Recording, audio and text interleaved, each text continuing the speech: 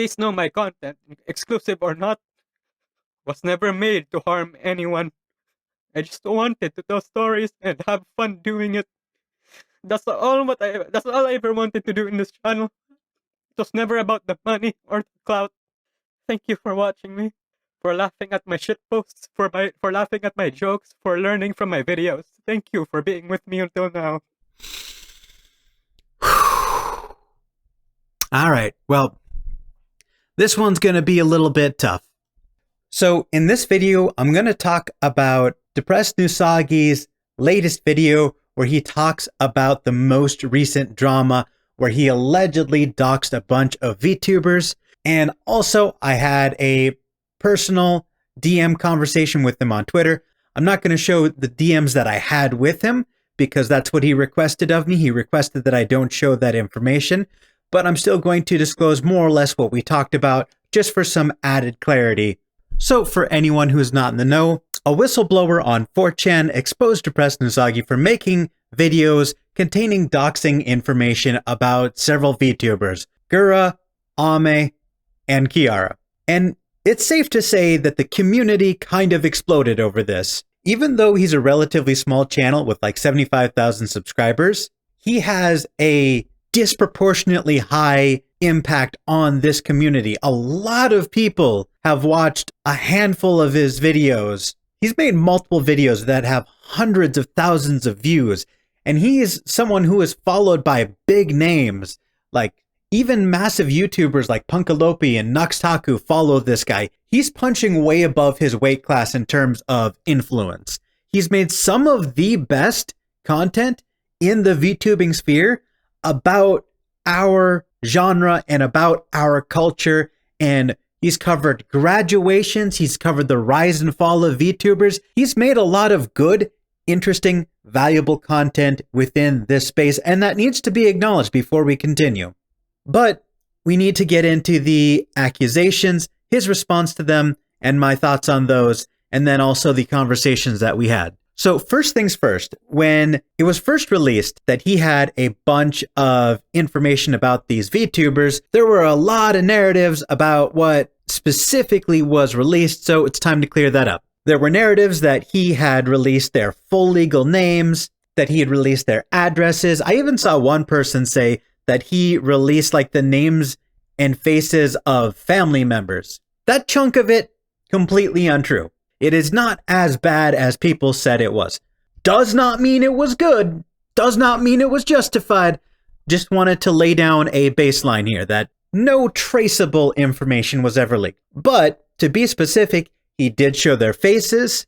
He shared private, personal moments that he grabbed from social media that was leaked onto message board sites. And he took that leaked content from those message boards and sort of compiled them, arranged it in chronological order, and told a coherent story. From what he has said, and from what people who have actually watched those videos have said, the videos themselves were actually very tastefully done, and clearly done with a lot of heart and passion.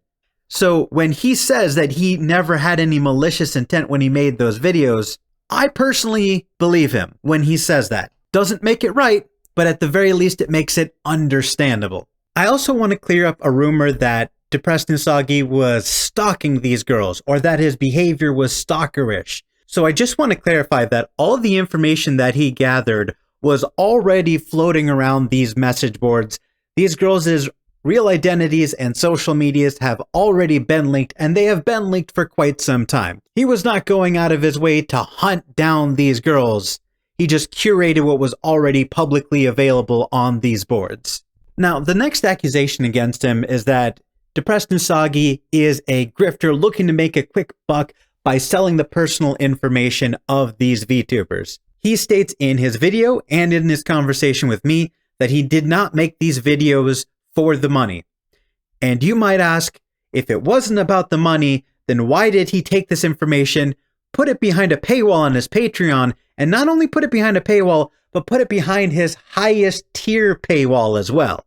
And I don't really have a great answer for that. He insists he just did it for the love of their stories, but myself and a lot of other people find that answer ultimately unsatisfying. It's hard to accept the answer of I didn't do it for the money when you were actively making money.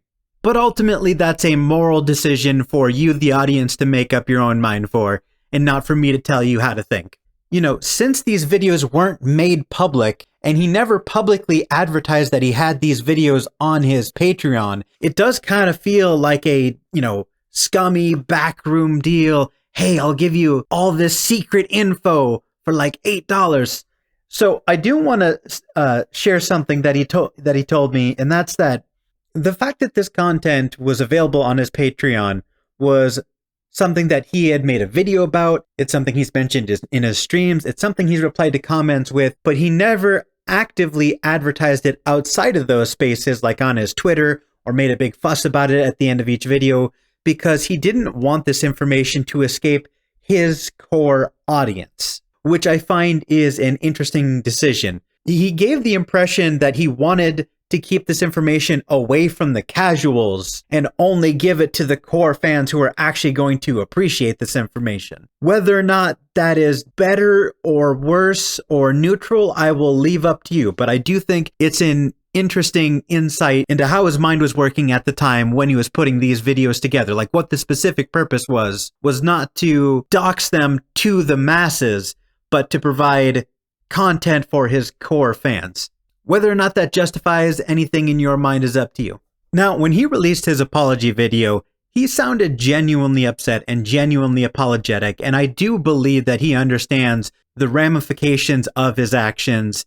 And you're free to disagree with me, but I believe that this is beyond just an "I'm sorry I got caught." You're free to disagree, but that's the impression I got. I do believe he's genuinely sorry. And when he said that, a lot of his core fan base in his comment section supported him. A lot of his core fan base forgave him. A lot of people were encouraging him to not give up and to continue making content. But it does sound like he is going to quit content creation as a whole. He is not going to post on his Twitter anymore. He is not going to post any new videos on his YouTube channel. But the content that is already up on his Twitter and his YouTube is going to stay up more or less indefinitely. He believes that there's still value in the content he's already created, but just that he's not welcome to make any new content, which I would agree with. I think once something like this happens to you, unless you're an absolute fucking psychopath like Nux Taku, where like controversy and cancellations just roll off of you like water off a duck's back, something like this is pretty crushing, and it's not really something that most people have the emotional fortitude to just shrug off.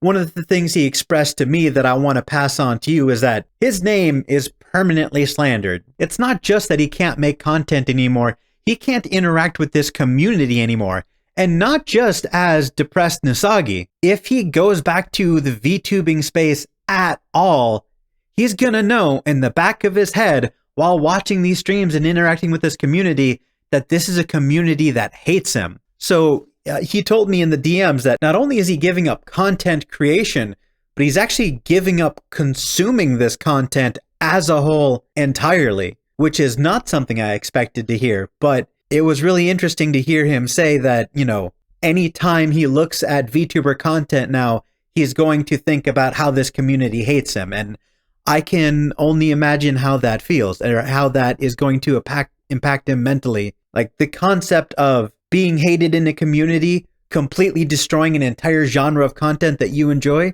it's unfathomable. But judging by the reaction from the community outside of his core fan base, that seems to be what the community believes that he deserves. People don't want him in this space anymore.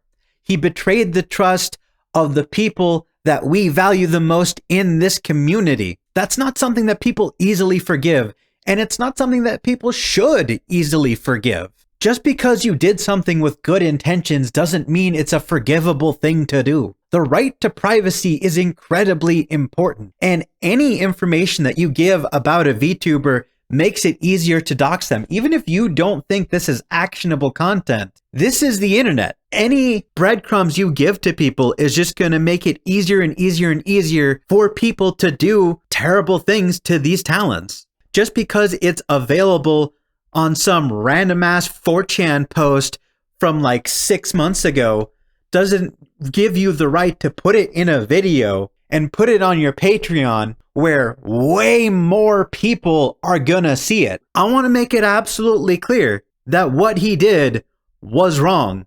What's funny is that by all accounts, the videos that he made were genuinely good and genuinely inspiring. In fact, you might say it's the greatest VTuber story that should have never been told. Be careful what you put out into the world. It just might cost you everything. Thank you for changing my life for the better. Thank you for everything.